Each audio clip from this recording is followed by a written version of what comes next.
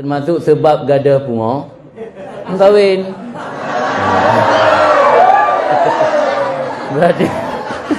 Berarti mumpaminan udip menjomblonya termasuk penyebab pungo. Maka pegah al-junun funun bah. Pungonya le macam na pungo kinang. Ni pungo kinang hana ubat jali kah? Kahwin. Nya nak budak ubat kan. Nya nak habis tungku habis dukun dai abai raja. Am boleh.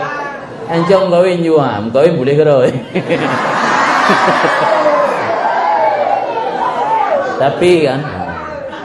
Tapi dia tanya penuntut ilmu, nya lembugah le. Dua ulama besar dalam Islam yang memiliki pandangan berbeza tentang masalah kahwin. Yaitu pertama Imam Nawawi. Imam Nawawi termasuk ulama besar yang punya jasa besar kepada Islam. Beliau juga ahli hadis, mensyarah kitab Sahih Muslim. Yang pandangan beliau kepada persoalan kahwin bisa menghambat ilmu.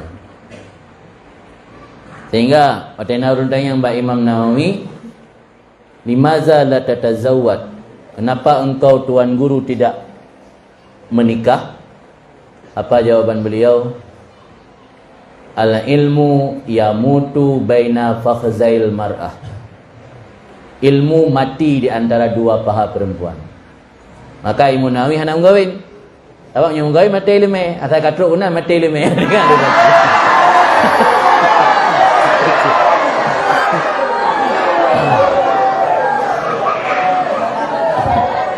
Sebab kan boleh bawa tak kem.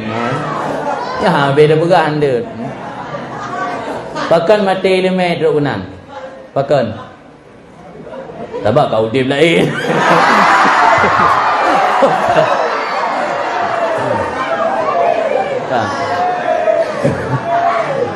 Kemudian naurun kanyang Mbak Imam Sayuti.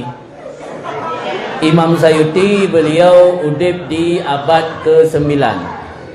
Punya Imam Nawawi di abad ke-6 awal abad ke-7. Imam Sayuti di akhir abad ke-9. Nah, yang Mbak Imam Sayuti. Imam Sayutinya termasuk orang yang beruntung ketika belajar ilmu. Nadukan pegah beruntung saat ganyan yak bet nanggro tengah aman. Hana covid utaya hana perang tapi wana tengah aman tat kerajaan pada saat Imam Sayuti yak bet.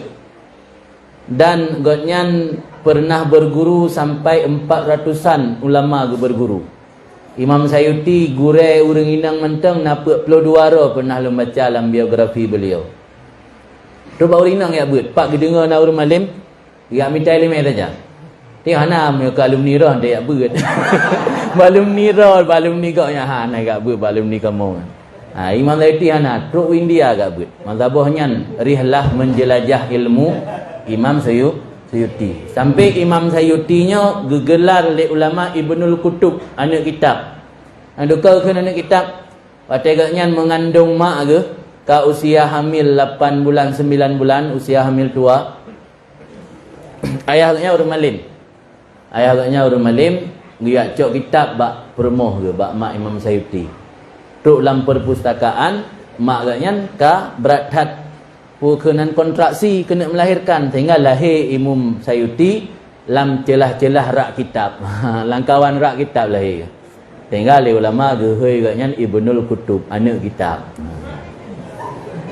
Jadi Imam Sayuti punya pandangan yang berbeza dengan Imam Nawawi tentang persoalan kahwin.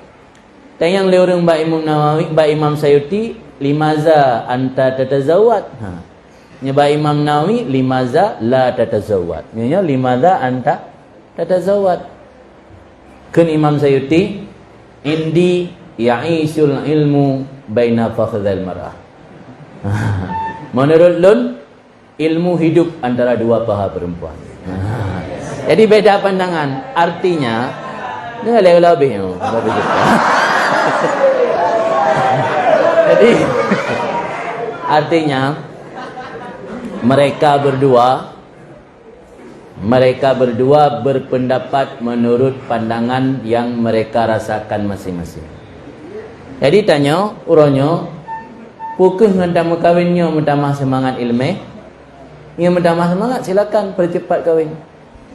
Pukul ngentama kawinnya mentambah beban ekonomi, beban keluarga, beban sosial dan segala macam, tangguh ile baik ilmu kawin.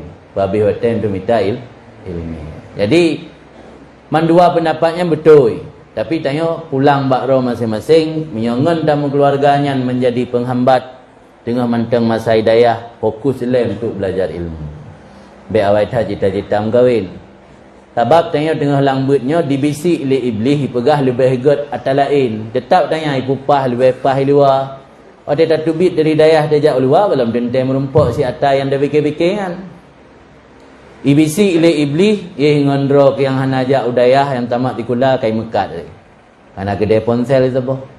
Ro kada hana kaya udayah enggak hana gede ponsel jit. Budahnya tubi hidayah, hana aja gede ponsel.